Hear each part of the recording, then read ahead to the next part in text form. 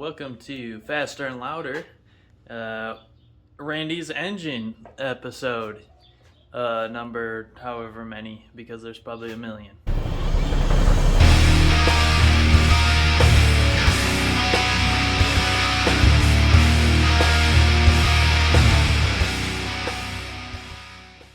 So today I came over during the week rather than the weekend like I normally do. We got our new cam timing chain gear set thing. Can't open it with one hand because we got the wrong one last time. Here's my old one. It's got the one contact thing. Before I bought one with like 4 or something like that. So I got the new set and I'm planning on putting that on today to my sweet baby darling, but yeah, we'll see how that goes.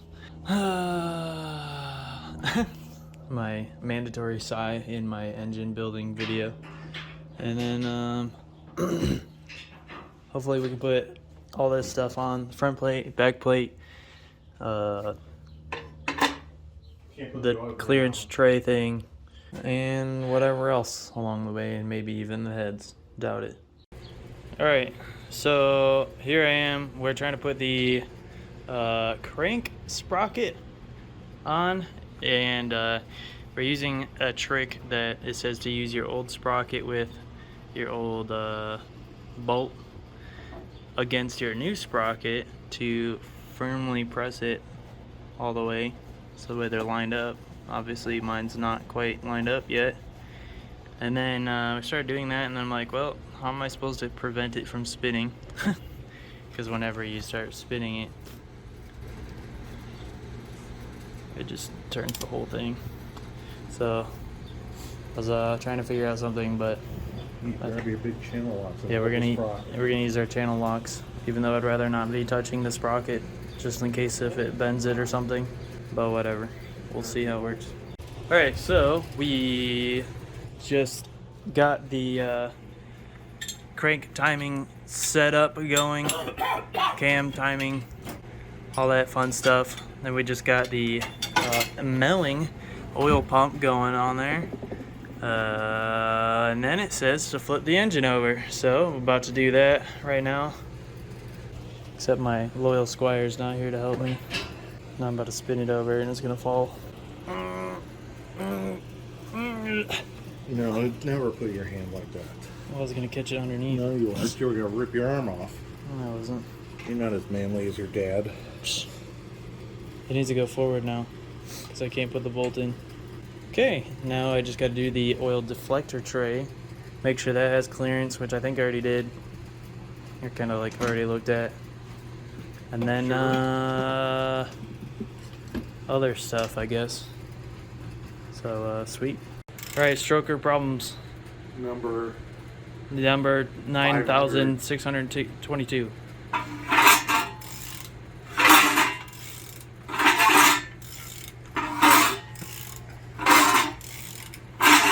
Fun.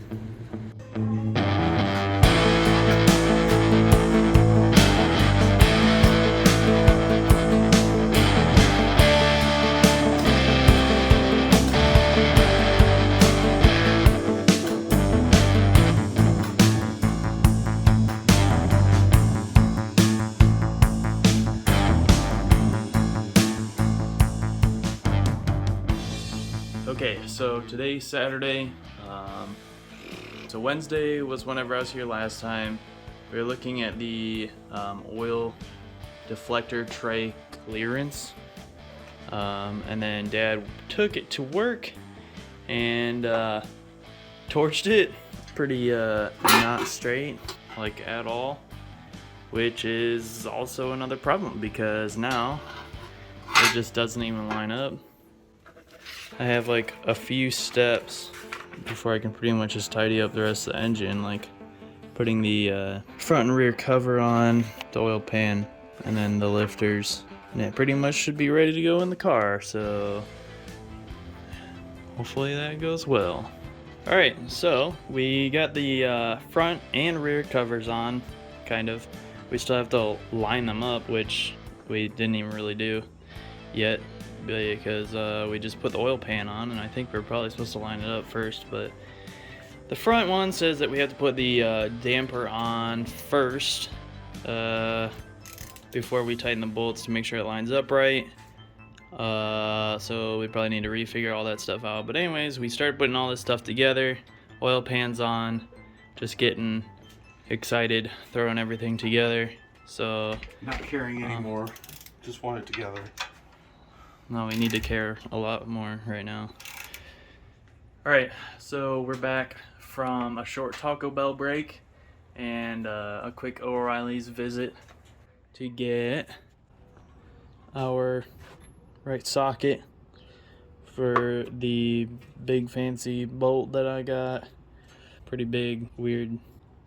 So yeah, after that short break, we should be able to continue. Put on the balancer and then all the sensors and whatever else comes with that. Should be just the fun stuff after this, basically. The fun stuff and trying to find all the bolts. So it'll be not as stressful, I think. We already have everything from here on like checked for the proper sizes, except for the push rods. So help me, Jesus. All right, guys. So Dad is inside finishing polishing up the heads. He's just using this like Jegs kit that kind of like sands it out. But I am outside with the car that you can see is clearly super dirty. You can see footprints of like cats and neighborhood animals and junk walking all over it. Assholes. I am going to be trying to put the polyurethane engine mounts in real quick. Should take just a few seconds, honestly. The old ones are actually still in here. I thought we took one of them out and threw it away. Apparently not, so I don't know what I took out and threw away, honestly. But here they are. They're not really like busted up or anything. They don't look too bad, honestly. I'm sure people would like to tell me otherwise, but you know, I don't think they're too bad. They felt alright. Like, I don't know how much movement you're really gonna get out of it, but anyways, there's that. So I just put in the new ones. You know, shiny new stuff's always fun. Here's the old one. So at first I was like, oh, they're not too bad, but you can spin it. Not supposed to be like that, I'm pretty sure. So you can kind of see like where it was connected, how it was connected. And now it's like not. I might make a video regarding that, maybe, to see like how much crazier my engine feels like in my car, because instead of these like regular ones which are supposed to be soft, these are the polyurethane, which is like the middle ground, and they're supposed to be a little bit harder. So we'll see how that turns out, because this car definitely doesn't really need to be much shakier, but you know, I love my cam and it shakes, so we'll see how much shakier it makes it. If it's worse, if I decide that I want to go back to something squishy, we'll see. So today we are working on putting the lifters in, the head gasket, and then hopefully the heads, and then whatever else follows that. So previously we were afraid that the pistons were sticking out too far. They do stick up, but it's not really too much, and it's mostly just the piston rock. And yeah, these pistons rock, dude. So anyways, it hardly sticks up, so that was kind of what we were afraid of with my gaskets. I wasn't afraid of it. Dad says he's not afraid of it, but you know, me being the one who actually is affording this or not affording this, I was worried about it, and of course Dan is being a dick and making me even more worried about it, so, you know, typical. And then right now we just put our old lifters in. Hopefully they're still good. I don't know. The old newest. Yeah, the old newer ones. And hopefully they're still good. Otherwise I'm gonna be really sad, because then I'm gonna have to buy more of those. Those are like, those were like $350 or whatever I said. And then I'll have to buy new gaskets. And I'll have to buy Emily lots of flowers for and then my time spent and all that garbage. So hopefully that's all good. And then once we get the heads on, hopefully our push rods are long enough, or not too long, or whatever the deal might be. Alright, so we're at this point right now. Actually, not really, because the intake isn't actually on. We're just mocking it up, because we're figuring out the new setup for the oil pressure gauge with the sensor. He's kind of figuring that out right now. And then we have this fancy pants. Yeah, braided. then I bought a new braided coolant crossover bleed line or whatever it's called. Go here.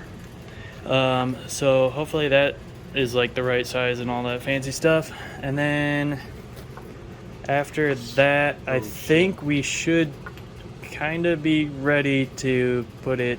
Well, we got pre-lubed it in the, and then we're gonna load it up full of oil. But I don't know if we're gonna do that before or after putting it in the car. So yeah, I don't know, but we're just figuring stuff out as we go right now, pretty much, and trying not to rush it. But also, like, we're not in a hurry. we're running on super hype energy, so here we go.